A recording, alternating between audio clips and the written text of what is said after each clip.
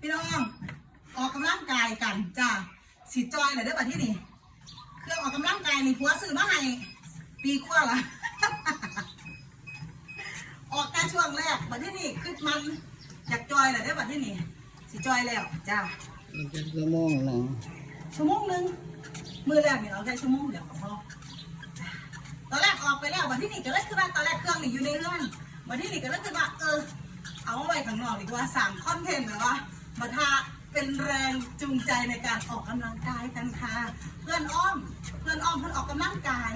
ก็เลยอยากจอยเพื่อเขาก็เลยจอยเบิ่งกันนะโอเคสู้ๆค่ะเลิฟแม่ก็เลยบรรยากาศแบบรอบข้างผมคอยเด้อ